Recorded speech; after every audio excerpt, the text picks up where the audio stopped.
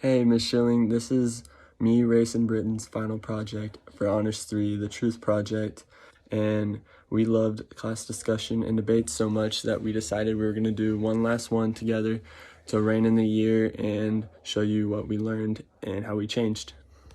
So the first question is, what is truth as a whole? And in my class, we had a lot of debate on the part of like laws, murder and stuff, like truth of like right and wrong, and everybody seemed to have different opinions, because like stuff like abortions and like murder and robbery, even like how do you know what's right and what's wrong? I think everybody has their own moral code, but I get mine from being a Christian. I try to live like Jesus did, and I mean, I can't say that I get anywhere close, but that's where I get my morals from and my rights and my wrongs. So that's how I know where my truths lie in that area. But truth also pertains to situations. There's two sides to every story. And I think you need to understand both sides and both motives for what happened. But you also need to understand the cold hard facts of what happened. You can't go off a story. You need to know exactly what happened. You know each person's feelings, reactions, and everything leading up to it to get the truth behind things. You can't just go off of what you hear. I agree with Nate. There's two sides to every story, and I think the truth happens, and then it's distorted because of our own personal biases. I think this happens whether we think it does or we don't think it does. We all view different things, and our opinions morph the truth into our own reality. It's really impossible to know the full truth of every story, so I think it's important that we just make the best judgment we can and just continue on with what we believe. What is truth is a philosophical question, but some people get it confused with perception. And some people believe that perception is truth. Personally, I don't believe that perception is truth. For example, everybody has a perception on the coronavirus right now.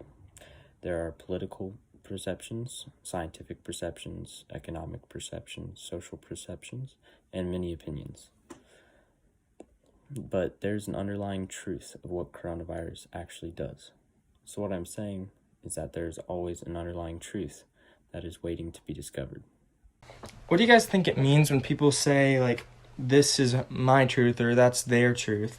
Personally, I think that it means that what they're saying agrees with their opinion. When somebody says my truth is this, they're really just telling their own biased, one-sided story. But I think it is important to listen to each person's story and let them tell their own views, because the only way to know the full truth is to take into account each person's own personal truth. Using a lot of one-sided stories from different sources kind of allows us to understand a bigger picture behind what happened. They kind of used that kind of storytelling in the most recent book, Home, where it talked about Lily's view, C's view, and Frank's view. Personally, I don't believe anyone has their own truth, but they have their own perceptions, which come from their experiences and observations. There's a well-known story called The Blind Man and the Elephant. The blind man feel the tail, tusk, side, trunk, and knee. The blind man touched the tusk, thought the animal was a spear. Each blind man thought the elephant was something else due to limited perception. This is similar to how people see truth and what they think it is. Well, I think personal truths do matter in the sense that they're not always opinions, because a guy can have, like Frank, the Yum thing, his truth for so long, it was that some other dude did it and he watched it happen, but he had to face it. It was him, and that was the legit truth, not just what he thought for so long. And it sucks. He didn't want to do that. That's not an opinion for him. That's what happened, and he hates it. But our own truths need to be what defines you. Like, it's a code to live by. It can't just be eventually it can get influenced by other people, but you need to have your own opinion at some point and your own truth to guide your life, or there's no point in living it. The next question is, what do you think it means to be an American? I believe that being an American can be a good thing and a bad thing. Americans tend to be greedy, materialistic, and self-centered and want to live the American dream. I also believe that being an American tends to put masks on things. For example, we watched the movie The Great Gatsby. Gatsby was living the American dream, but he wasn't really that happy. That is until he finally found his love, and he thought he could get her with all of his money, but really he couldn't. That goes for some Americans, but not all.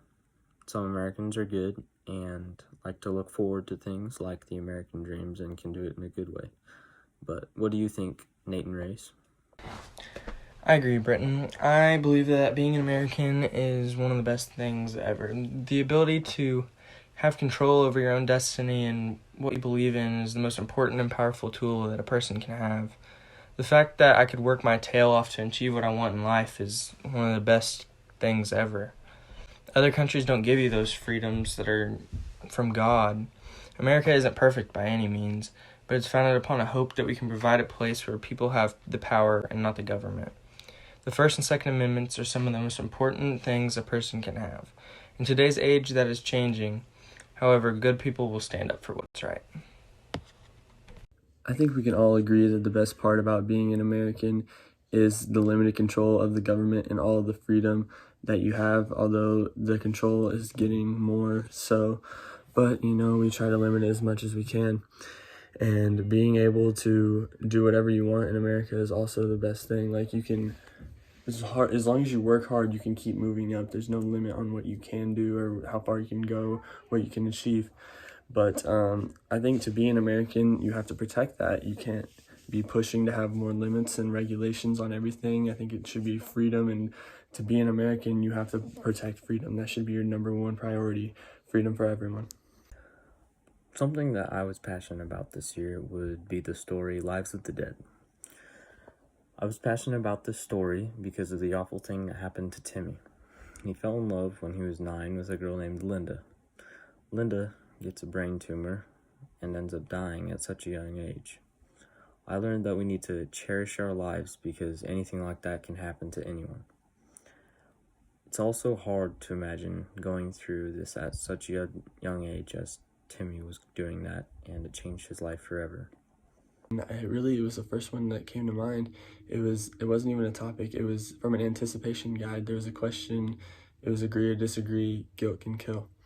And I was the only one. I was like, no way, guilt's gonna kill you. I said, it can't pick up a gun and come shoot you as long as you're tough. There's no way that it can just hurt you that much that you die. And I still stand by that, but I learned from that whenever all these other people were like, no, you don't know, I guess I never consider what other people are going through, and I just compare it to myself. Like, I don't think it would kill me. Sometimes you gotta step back and take broader looks at things and consider it from every other person's angle to really understand and answer it.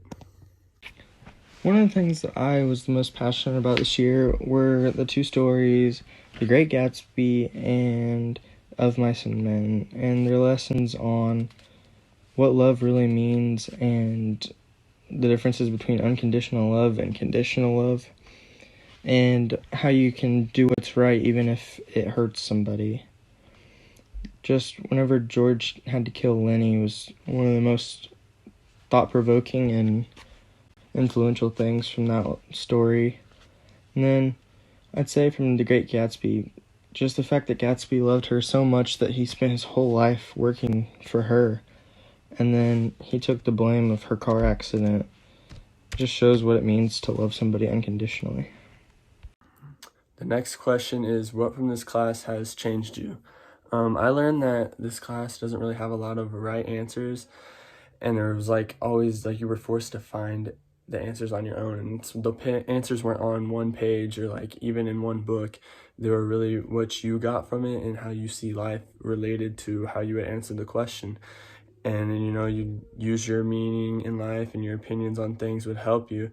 And sometimes you didn't even have options to pick from to get answers. You would make up your own options, find all the different views, and then you would pick which one you wanted to side with. It taught me that how to do that, how to find and form own opinions and meanings off of things like that. And it also taught me to do more research when I speak on things, because I know that I'm gonna have to defend myself whenever I make my answers. It's not just a black and white answer. It's you pick an answer, you defend it, and then you get it. One of the things that really I feel like I've changed over this year and learned about is the necessity of loving yourself along with others. I've always been the person that kind of puts myself second, and I kind of realized through these stories and lessons that I need to care about myself as well.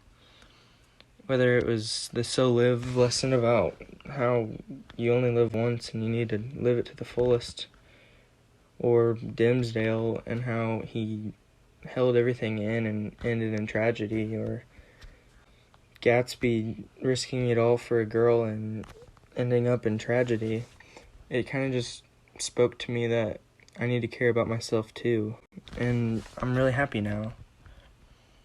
With what changed me throughout this school year, there isn't really a wrong answer to all the questions. Usually I'm scared to say an answer because I'm afraid to be wrong, but really, with some of these questions we've done this year, there isn't really a wrong answer. I really enjoyed the questions that we were given to us before we started a new unit, because that allowed us to express our own opinions without being incorrect or judged.